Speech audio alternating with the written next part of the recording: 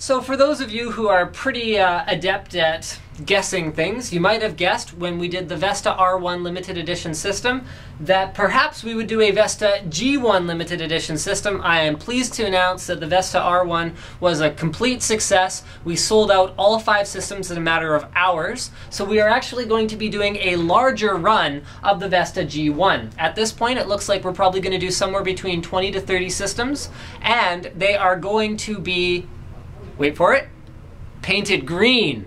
Right? Because it's NVIDIA? Yes.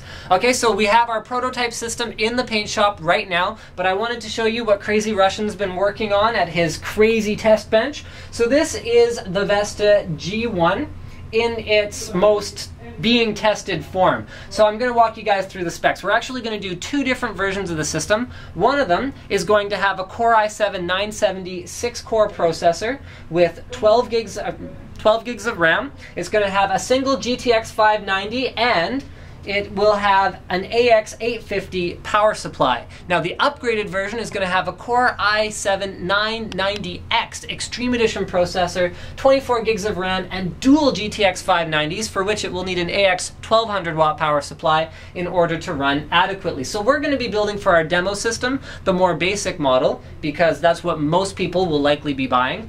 And I just want to walk you guys through what else is going to be in here. So come in and get some shots of the test bench because this looks awesome. This is the GTX 590. We've got the G1 Killer Sniper motherboard from Gigabyte, which is going to match perfectly with our GeForce themed color scheme. We are not going to be using a stock cooler. We are actually going to be using the Corsair H70 again. And for our boot drive, we won't be using Crazy Russian's fail ancient hard drive. We will be using a Corsair Performance 3 Series SATA 3 128 gigabyte SSD.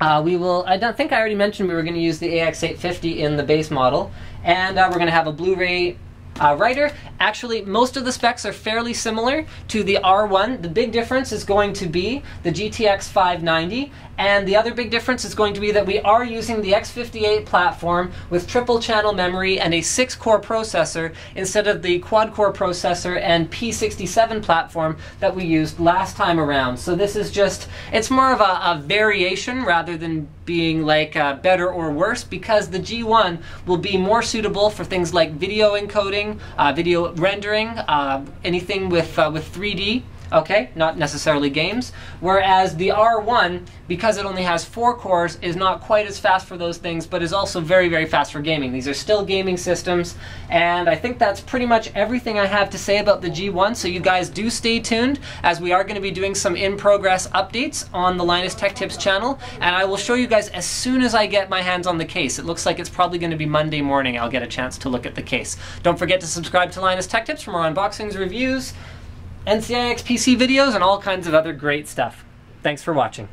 Crazy Russian gave me a hard time for forgetting to mention that what's so awesome about the Sniper board is that it has hardware-based X-Fi, that is a Creative CA20K2 chip, and it also has a hardware-based E2100 Killer NIC card built in with its own cache. So that is actually a pretty good value because you don't have to buy a sound card. You have a headphone amped, very, very decent sound card built right into the motherboard, as well as a dedicated gaming NIC.